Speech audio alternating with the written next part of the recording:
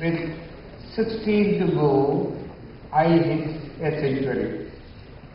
And 84, standing before you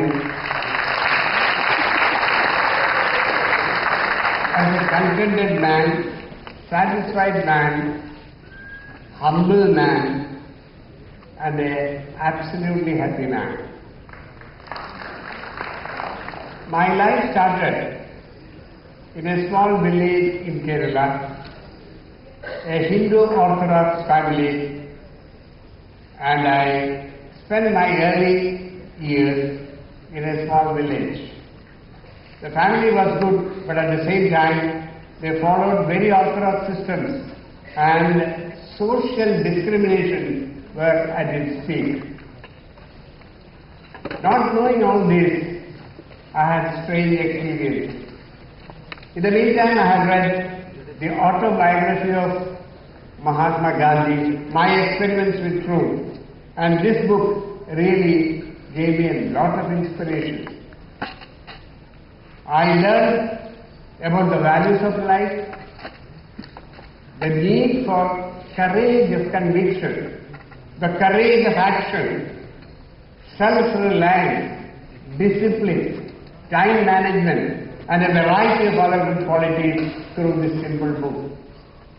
I invited a friend of mine after I completed the 10th standard to my place for a cup of tea, not knowing what it will bring forth. My friend was not allowed inside the house because he belonged to a lower caste. Both my friend and I were humiliated like anything by the elders. I could not sleep properly that night. I bolted away from my home at the age of 14 into an insecure world. Within 2 days I could manage to reach the capital city of Kerala, Trivandrum, did a lot of roaming, and finally found a family who could support me with fees for the college and also food and stay. I did not accept this as a free gift. I did all work for them to see that they are compensated properly. After completing the 12th, the question came, what next? I set out for Chennai, the old Madras, thinking that I will be able to secure a good job. After spending a few days, I found nothing came my way. Friends, Mumbai was the next answer, and I boarded a train and came to the other platform. The other platform gave me a temporary home for the next few days.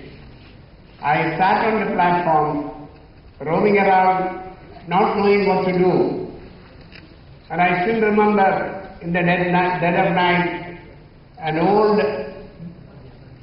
leprosy patient, a beggar himself, gave me a hot cup of tea to ward off the cold. I still remember that very, very important segment of my life.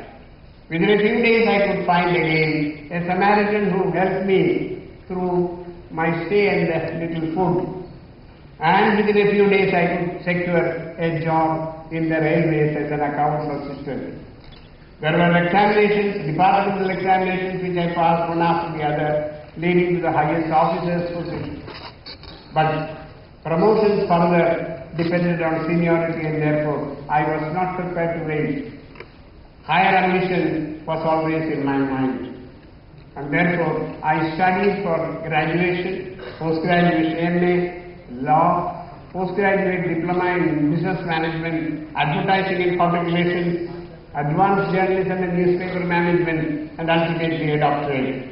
All these while managing the family. I married in the meantime and I had a small son by name Girish. My wife's name was Shama, and then life was different. With limited income we could manage all these things.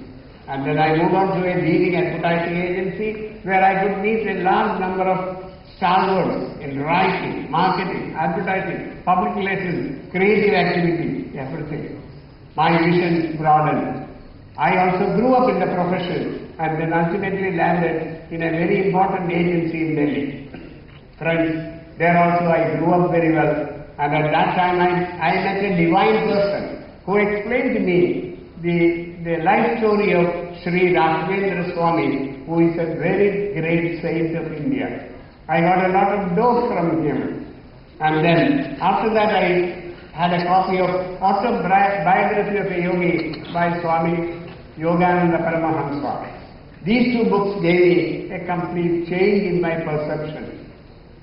I thought I had everything in my life in Delhi. I had a comfortable stay, comfortable everything, a 5-star life.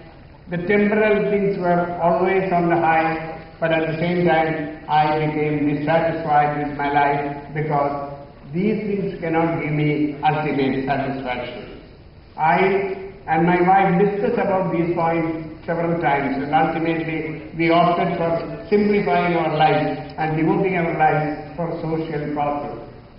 We discarded all these things. With the permission of my immediate family, I resigned all my positions in the commercial field while I was occupying a very high position in life, but then came onto the streets again.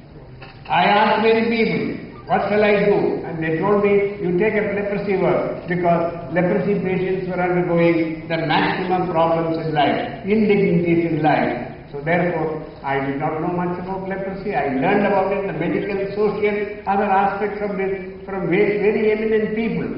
And then I started writing in newspapers because most of the reporters, most of the editors in India were known to me because I was in the advertising agency. They obliged me by publishing all these stories properly. And then a lot of recognition came in the process. Some people from Germany, the leading lights in social field, both Germany and Switzerland came and offered me a big job, which I did not accept. Ultimately, I took up an honorary PR job for them, so that I could go to Germany and Switzerland and learn what is happening there in the social field. It helped me tremendously. It was at that time I got an invitation from the government of India to join Dr. Swaminathan's commission on health and leprosy. Friends, I accepted it because it was a very good chance to know something about leprosy and health. I worked closely with Dr. Swaminathan. I had several meetings with the Prime Minister, Madam Indira Gandhi. It was a great opportunity for me. My immediate assignment was provide a practical, sensible formula, recommendation for communication management in controlling leprosy and ultimately removing leprosy from the Indian soil. This was a highly complex job, as you know. To deal with about 800 million people at that time, with different religions, with different thoughts, several disparities in life, to formulate a policy, a communication policy to contain and to change the mindset of people was a very complex task. However, I worked overnight. Because of God's benevolence, I would say, I could complete the task and then present it into the commission, where Mrs. Gandhi was also present, and by and large the whole thing was accepted, and then it was put into action in 1982. I must tell you at this point of time that India had 40 lakhs of leprosy patients in the base year 1982, and leprosy was there in India for the last 5,000 years.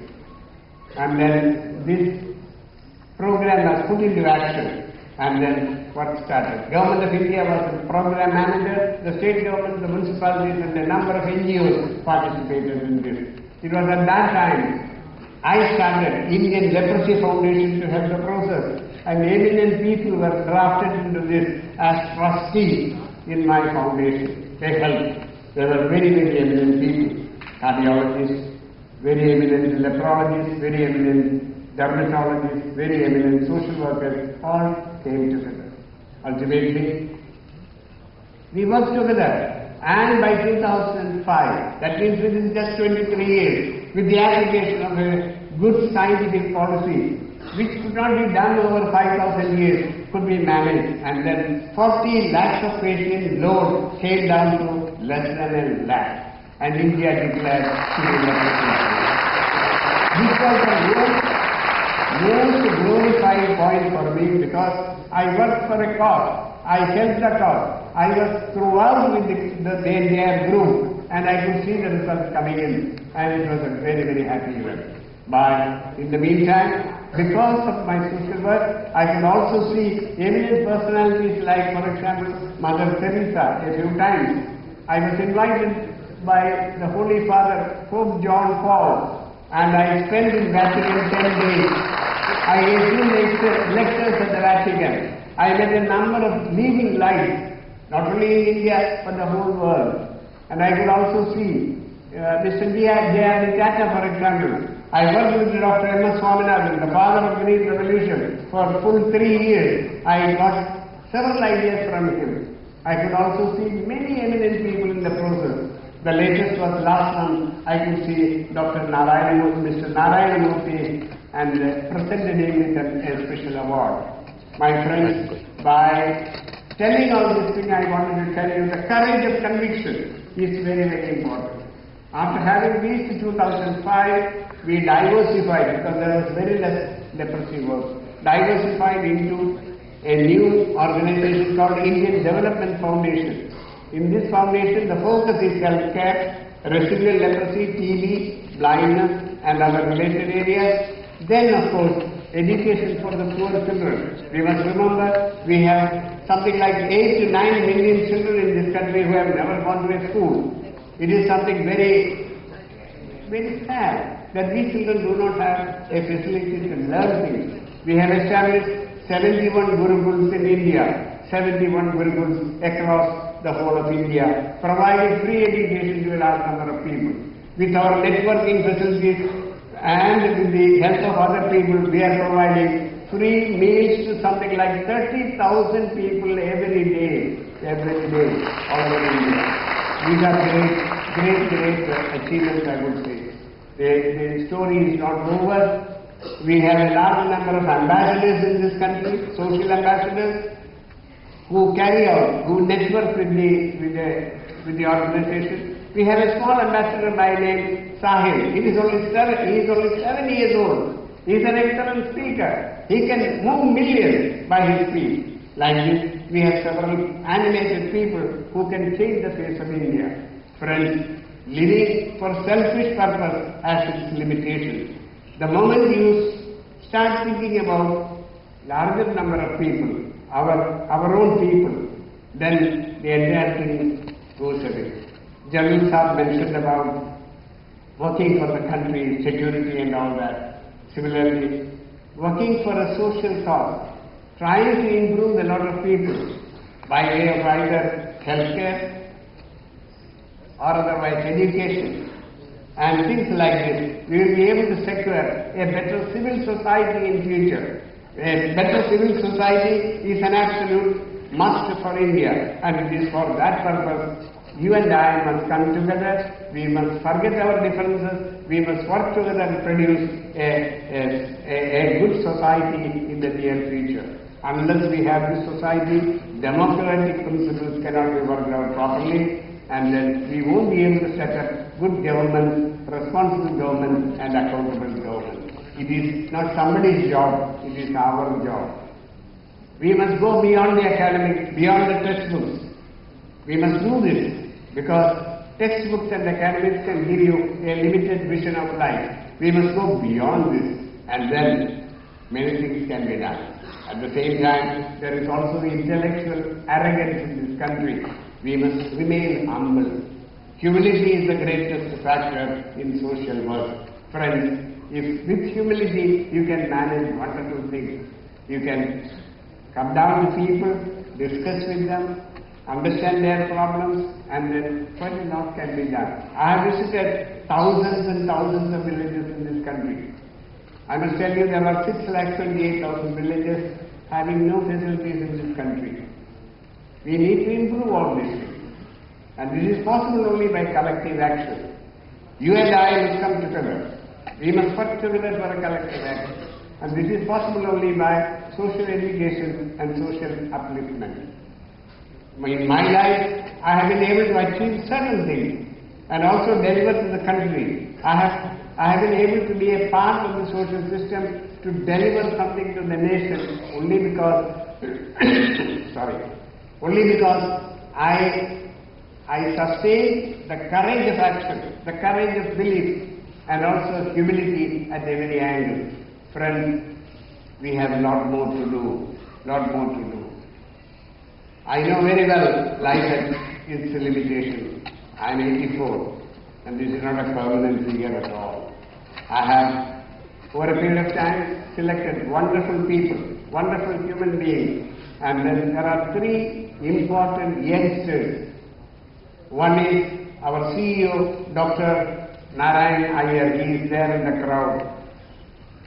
Dr. Franklin, who is the manager for entire South India, he is also in the crowd. Mr. Cecil Joseph is another ambassador. He is doing excellent work in the field of leprosy. And to this we can add a large number of Samaritans, a huge number of volunteers doing this work. I must also tell you, we have involved, our teams visit something like 20,000 schools in the country every year. We address millions of students. Our teams address millions of students.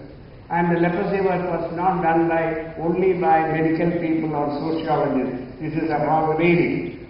The entire student community has been able to manage education, social education for themselves, for their parents, for their grandparents, and for the society at large. They have also contributed very well, and I salute the school teams of India for managing such a beautiful transformation by wiping out leprosy from the face of India. Friends, a lot more can be done. A lot more can be done. The students in various universities, schools and colleges must come forward. Devote a little time as social ambassadors of this country. We have a stake.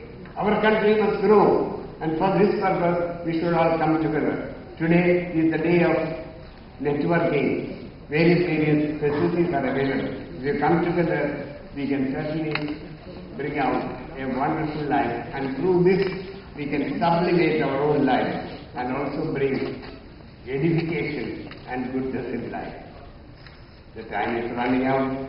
I do not want to take a second more than what is allotted to me. My friends, my plea therefore is to come forward, concentrate your soul systems and your friends and relatives into what is possible in improving this country to a better nation. This is possible. This is certainly possible. A good civil society is our answer, and that is possible only if you and I act together in unison. And this is possible with your goodness, with humility, with cooperation, with wonderful togetherness. We will be able to do it. Time is out. Thank you.